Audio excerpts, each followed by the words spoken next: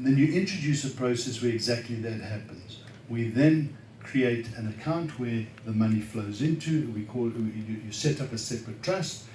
Let's call it the Governor Mbeki Ratepayers Association, and that's what it was called in Sunny's And you bring in and you work.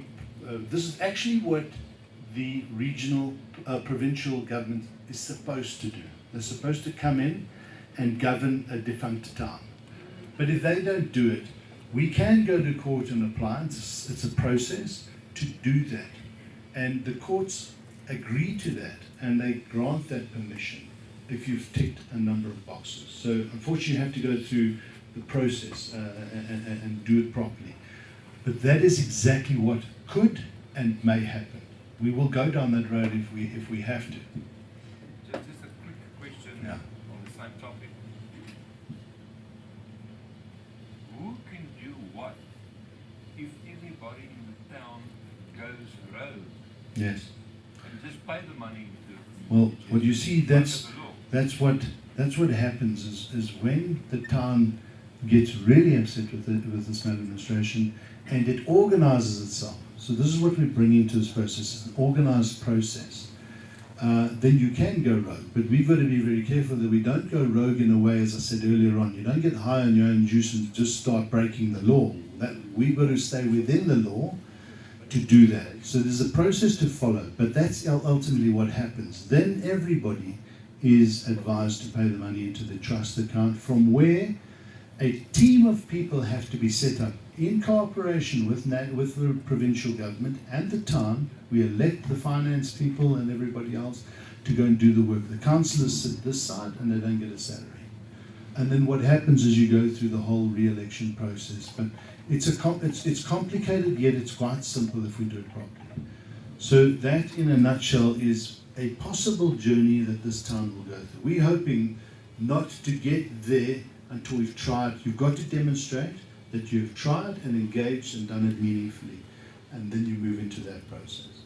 Well, sir, I can tell you now that as of the end of this month, all the entities that I own in this town will stop paying refuse removal. I will do it. Okay. I'm going to stop paying. What you're hearing are people already saying, some parts of my local taxes I'm not going to pay. And look, if we have to fund an organization like Outa, this is becoming double funding. People pay X rand that goes down the bottom of the spit with the toilet, and we have to fork out to rectify the problem.